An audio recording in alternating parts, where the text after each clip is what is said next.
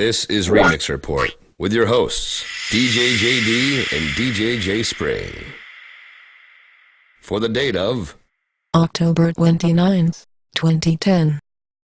Today's video brought to you by yourdjdrops.com, the nation's hottest DJ drops. Hey, what's up, everybody? Welcome to Remix Report episode 111.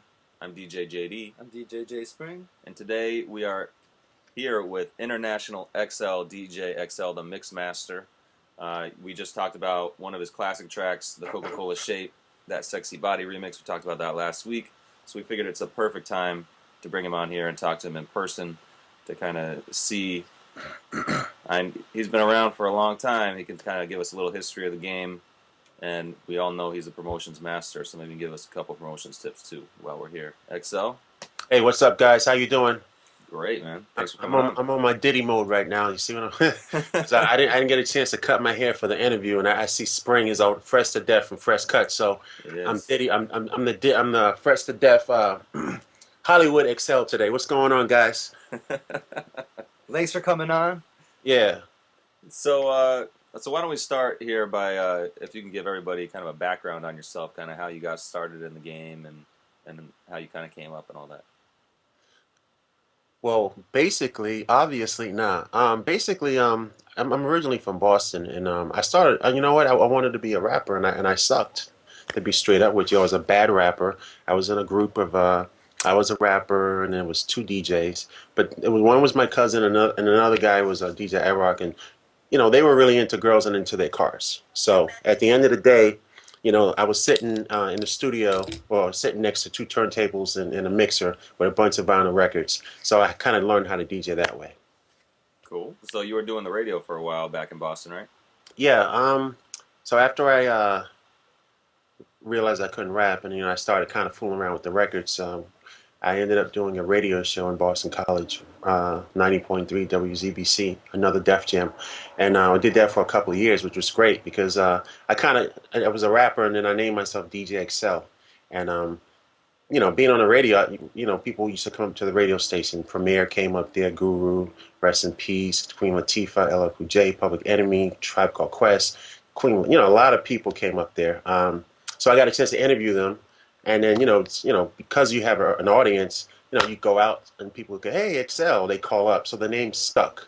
I went to New York City. Well, I was invited to New York by the record labels to kind of meet them and get product. Back then, you used to go to New York and they, you go to the label and they give you physical vinyl. So I went out to New York and I used to always fax my playlist to them. So that name XL stuck. So I moved to New York, and I kind of had the name DJ XL. So what was the rap name? It was garbage. It was RCA, Rapping City Artists, Rap Control Academy. It was just so garbage. Yeah.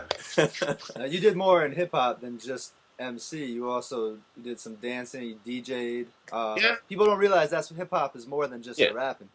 Yeah, it was all embracing. I mean, just like break dancing. People used to yell at me, get off the street, you're going to break your neck. I used to, do that stuff, cardboard dancing, little graffiti, just got embraced. I was just kind of amazed with the whole hip hop culture. I used to watch videos and watch, movies, and I see all this, stuff that was happening in New York, and we were just like blown away by it, Sure. So you were probably going back and forth between New York and Boston quite a bit?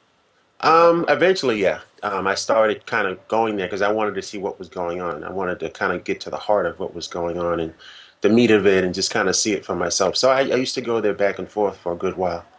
Yep. So what was the final straw to get you to stay in New York? I kind of done what I could regionally, like being in Boston. I put out a couple of records with a reggae artist. Her name was Lady Lee. I put her over like this Madism beat. She was reggae chat over it, and it just blew up. Like, we was getting airplay all over the country. I actually have that wax, I think. You probably did, yes. It was classic. It got bootlegged like twice. We got a little record deal in New York, and then we didn't really. It was just like there was playing it in New York, but then there's still something missing.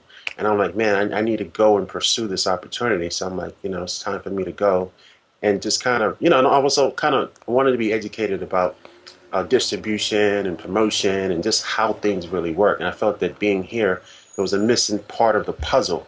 So I went there to kind of be educated. And I always tell people, I tell artists, if you want to become a famous actor or actress or whatever, you end up in like LA or New York. So in the same, if you go to Boston, you want to, get an education, come here for an education. So I felt that moving there would give me more of a clue and more education as to how to, make it in the music industry.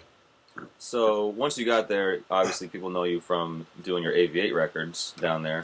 How'd you kind of get hooked up with AV8, and how did that? What were Yeah, the first couple records you put out?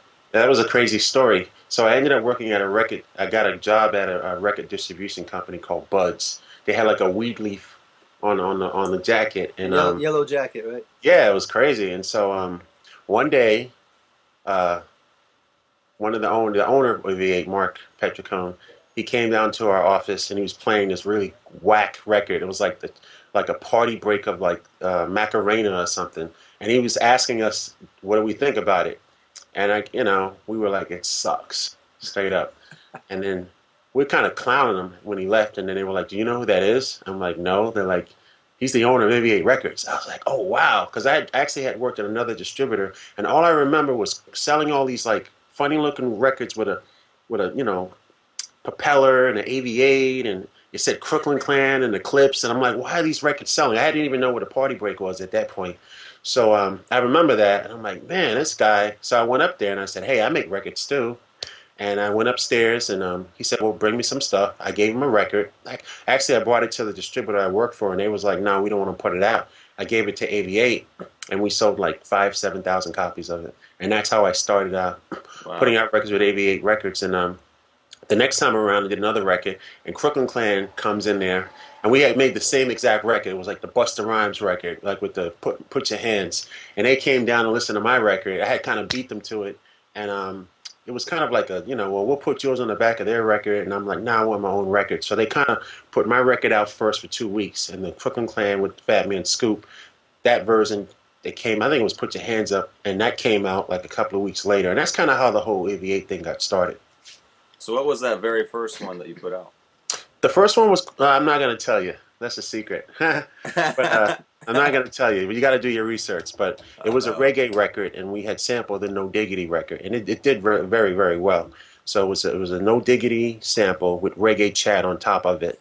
And then the second one, which everyone knows me for, is called Party Rockers Part 1, DJXL. That's the one that sold like 20,000 copies. So what about that the Hook Me Up record? Tell me about that. Uh, that one was just a concept record. It was like I had an idea of taking a bunch of old school hip hop records and kind of making a party break with it. And I had help with a guy. His name was Pistol Pete. He had like the illest record collection.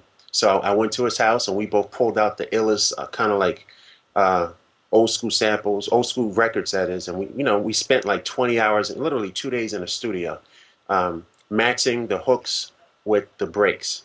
And again, it took us about 20 hours, maybe 2 days to do it.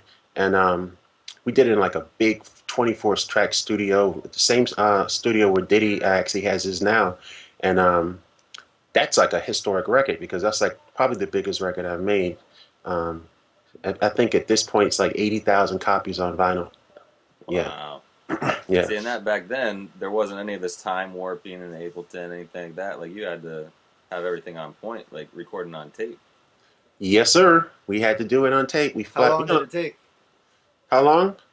Well, again, I remember spending 2 days in the studio, like literally. So I'm thinking like about 20 hours. Wow. Yeah, That's a lot of time.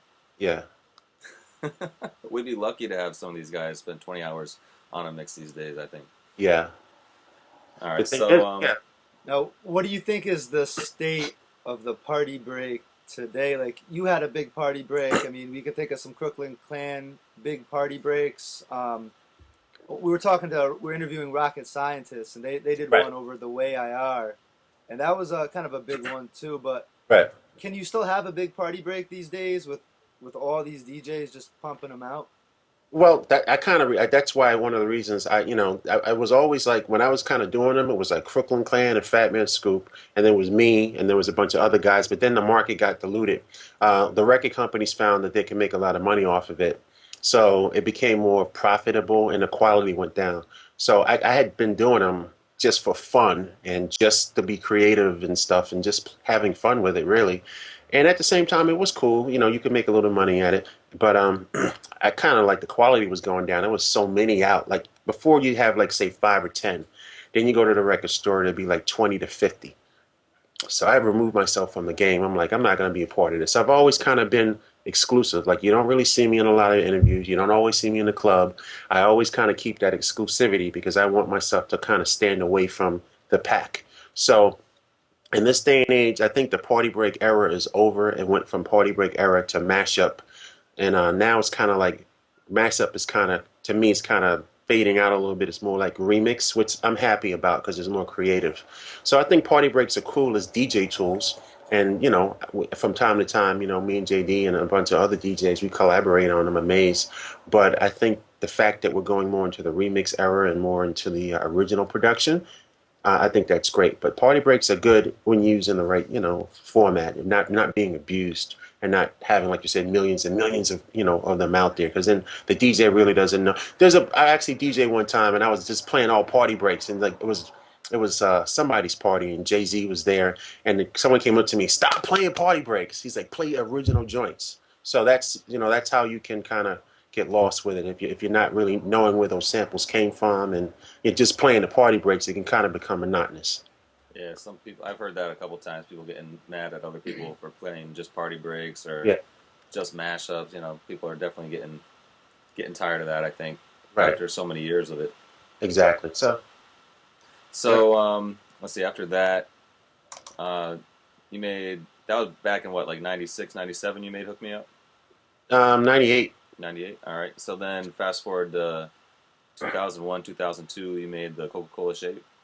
Yeah, I was fortunate because I knew a couple of people that hooked me up, so to speak. There was first record. What did we do? Was it the hook? The first one I did was a Sean Paul. I literally was doing a DJ edit so that you know the light glue record could kind of be. There's a part where they go roll the boat, signal the plane that everyone likes, and I'm like, we should make an edit so that the DJs can play that part and extend it. Did it in my house. And I came back to Boston to kind of spend time with the family. And the A&R guy was like, "Oh, this sounds pretty good. I need you to come in the studio tomorrow. I need this record done by Friday."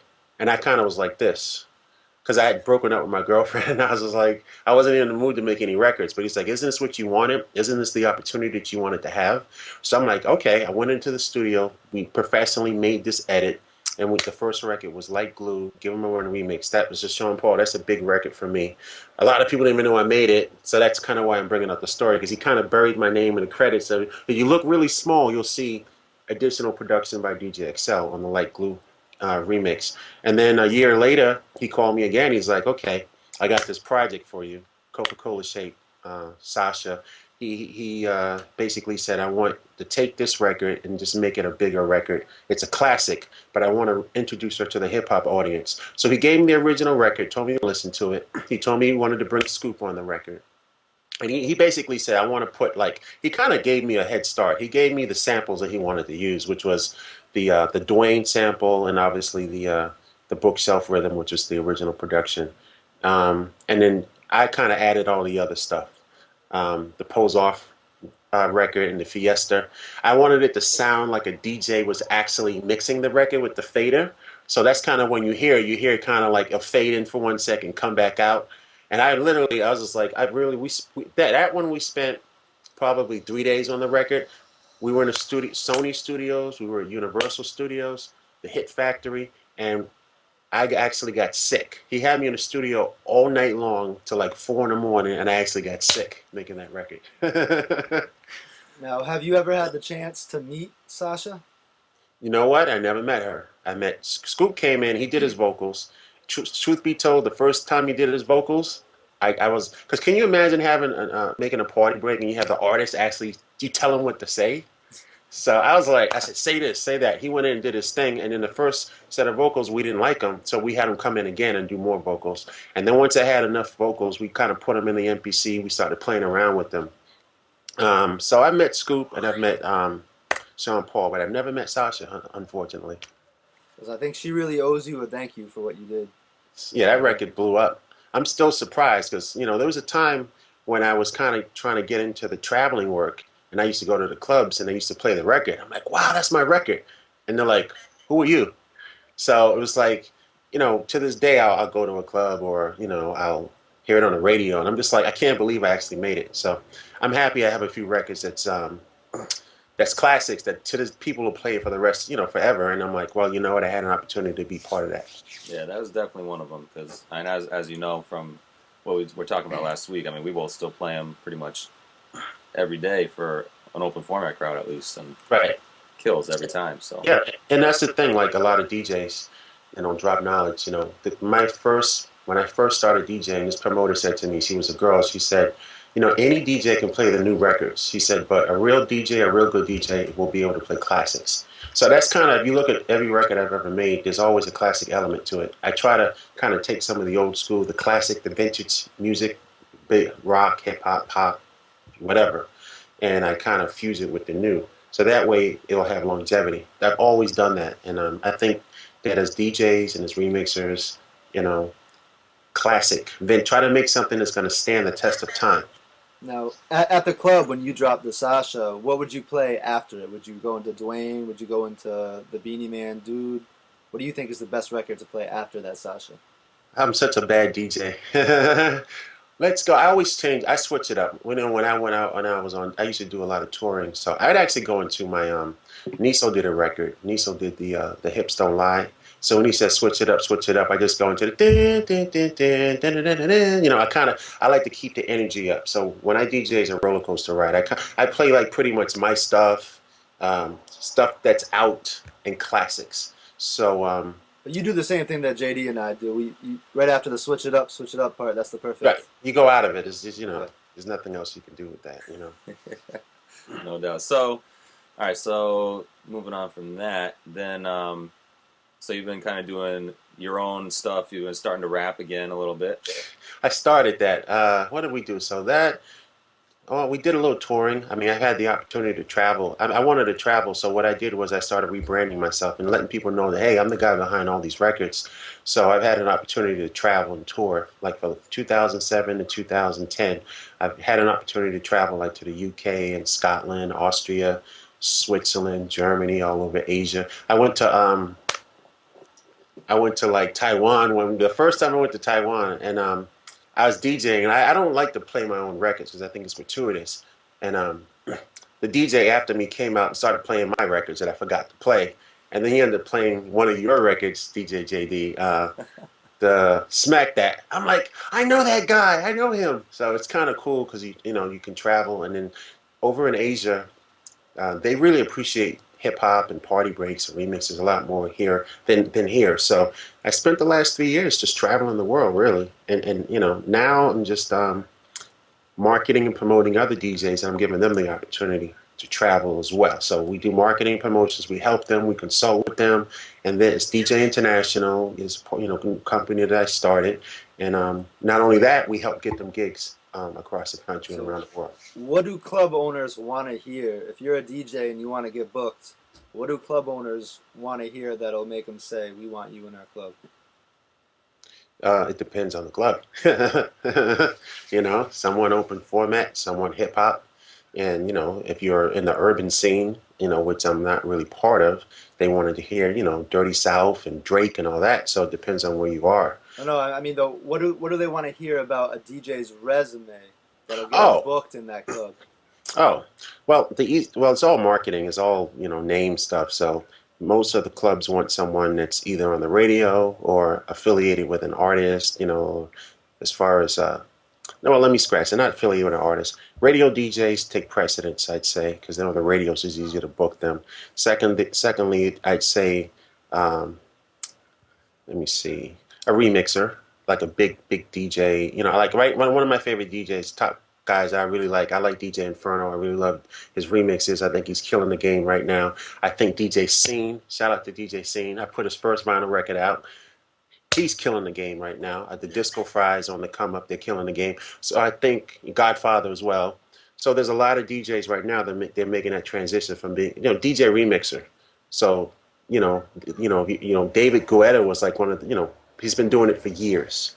So it's like that. Those DJs kind of, that's what they're looking for. They want to see that you can kind of play exclusive stuff and make people dance. And then lastly, the DJ that just comes in there and kills the club every night, and everyone knows he's going to murder the club. And he has such a great resume. Well, has a great reputation where he's going to destroy your club.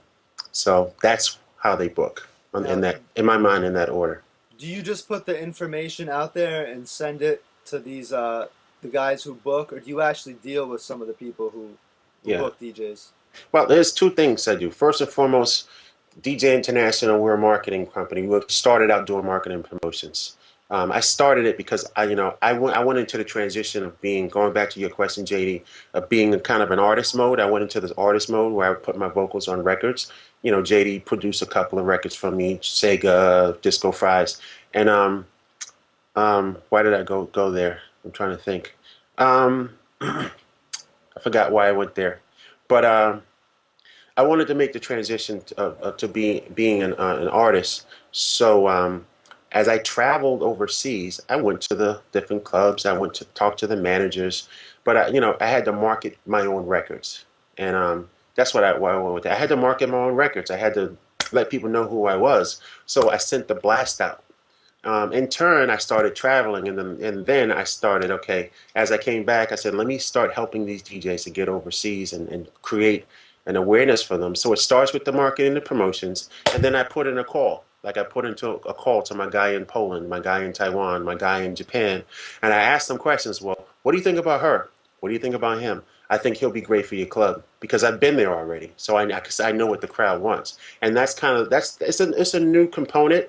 It's fairly new, but we have DJs going on the road. Next month we have a DJ going over to Poland, and we have some other DJs traveling. I can't speak on it specifically, but yes, I start with the marketing, the promotion, and then thirdly, I put in the phone call, I send the fax over, I send the press kit, I do the Skype, and I try to negotiate and sell the DJ to the buyer. Yes, that's now. How interested these people who book these DJs? Mm-hmm. What interests them the most? Are they most interested in just looking at a resume, or are they interested? Do they actually like listen to some of the music that these people are doing? Like how into the music are they actually? The people who book these DJs. Most of them are DJs. That's what I was trying to get at, actually. Most of them are DJs or they're former DJs. Like the guy that books me has booked me. I've been to Taiwan 4 times. He used to be a DJ, and sometimes he DJs at. In fact, I'd say 90% of the people that booked me overseas were DJs or former DJs. That's what we tell people on the site all the time. It's kind of important, and that's why you kind of, as a DJ, you always want to put your best work out there. Yeah. And that's why the respect of other DJs is a very important thing. Exactly. It is mostly DJs who do bookings for clubs. Yep, absolutely. So, I mean, you want to have a nice resume. You want to have nice remixes. You want to be, you want to have if you're a DJ and you have records that other DJs are playing in their mind and like, wow, he can kill a club, which isn't always the case, but it is a feather in your cap. And that's another thing we touch on too, is we have a lot of younger DJs who they email us and they want to know if they should get into the remixing at all. And one thing that the game has kind of turned into, which you mentioned, is that people almost expect club DJs to have some of their own remixes. Yeah. I'm going to go back to Scene. Scene is cool because like he'll send me stuff and he's like, don't send it out because I'm the blast master. He's like, I want to keep it exclusive, which is kind of cool because like I said, I had a manager. He was like, listen, play all your records. That's what he said. You have such a great catalog. Play your records when you DJ because that's a smart idea because now you can have your own exclusive set. So I think that there's 2 things that a DJ should focus on. Number one, make sure you can DJ, obviously, play the classics regardless of the genre. And secondly, if you do have the talent to remix, because not all of them do, let's just be, keep it 100, then, you can play yourself as well. But, master the art of DJing first and foremost. And then if you, again, have that talent and the desire, then go into the second phase. Because I look at it as you become a DJ and then a remixer and then producer. I look at it in that way. Well, I think you're definitely right because the most important thing in the club, I was actually thinking about this the other day, what makes a good DJ in terms of a club DJ, the obvious thing is you want to learn how to have your mixes be tight, your mixing in the Right. club. And in terms of having your own remixes and being able to scratch really well, those things, in my opinion, are what separate the DJs who are kind of already near the top. That kind of separates them from each other if you can scratch and if you have your own remixing.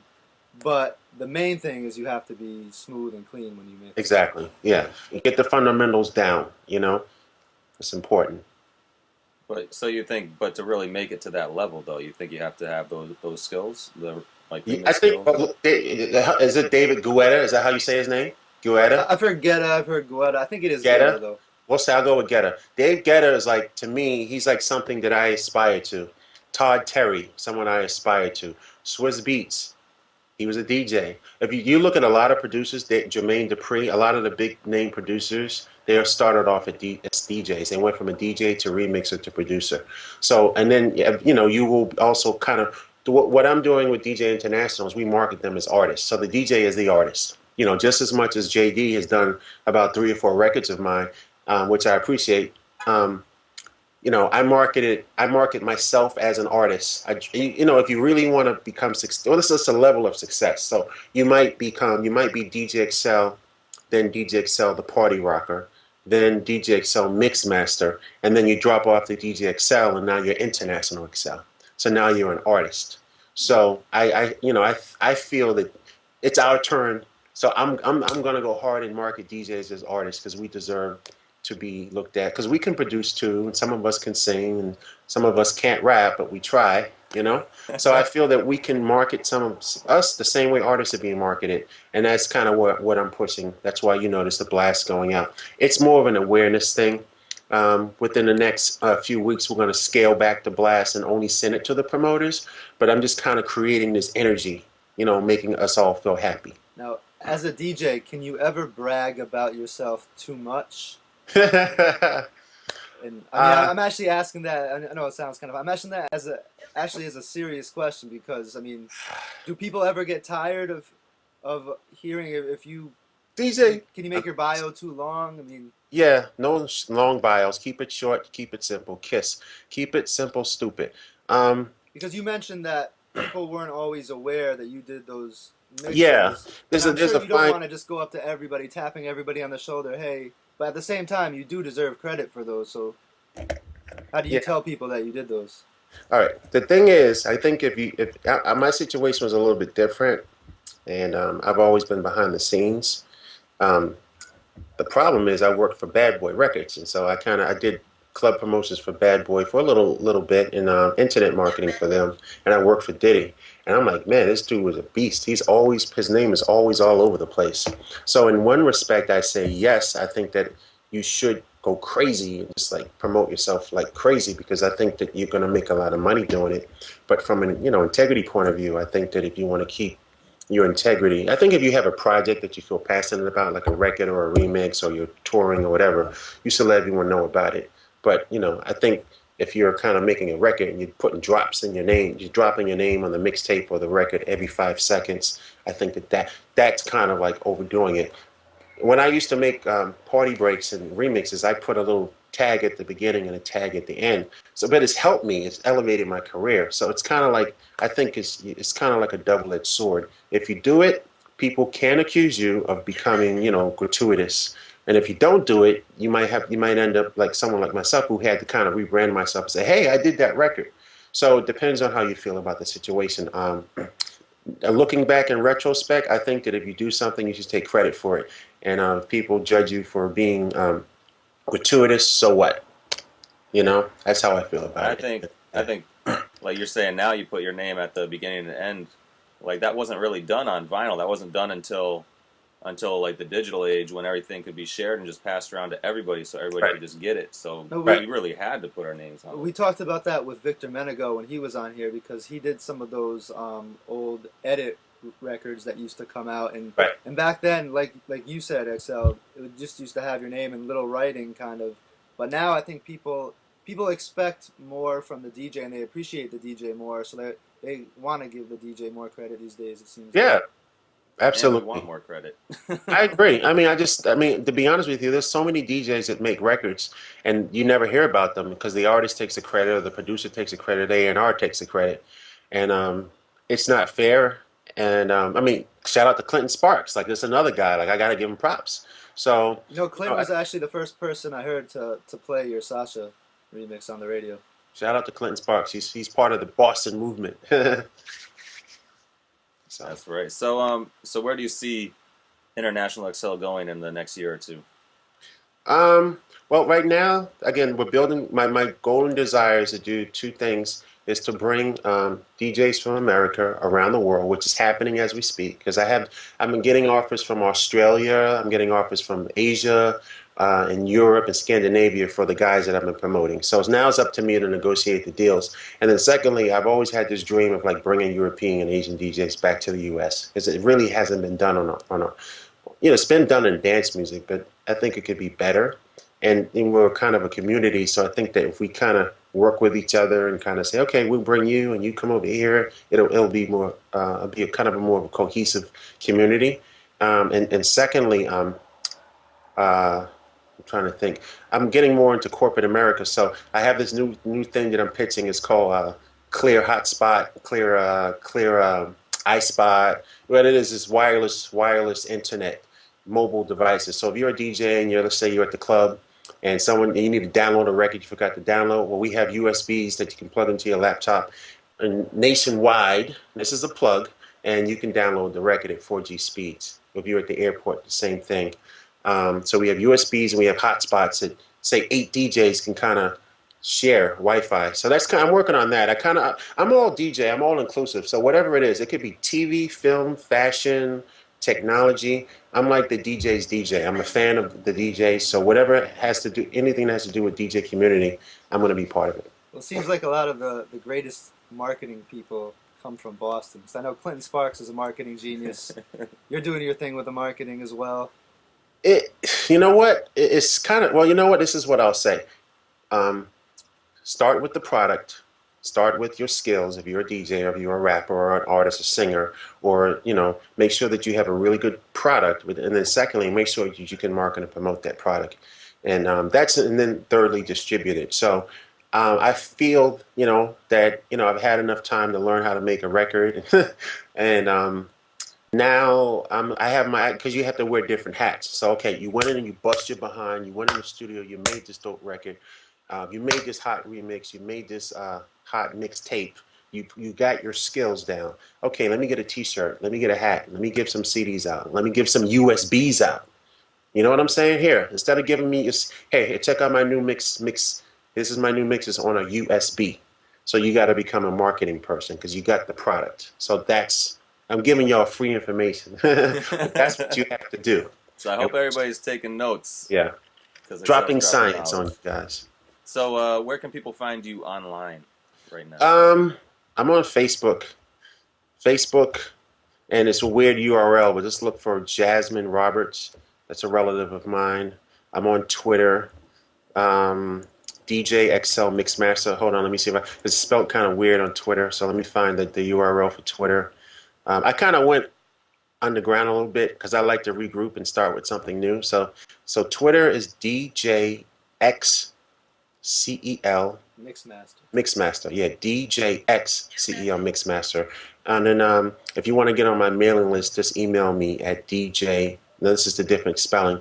Email me at djexcelmixmaster@gmail.com, and I'll sign you up for the mailing list for the records that we send out, the DJ promotions. I definitely recommend that everyone gets on that list. I know you guys just you blasted out the Audio One edit of the Black Eyed Peas, which we also had on our site. But I mean, it's definitely, as a DJ, definitely won't hurt you to be on this list. Yeah, it'll help you. I mean, it'll help you. It'll definitely help you.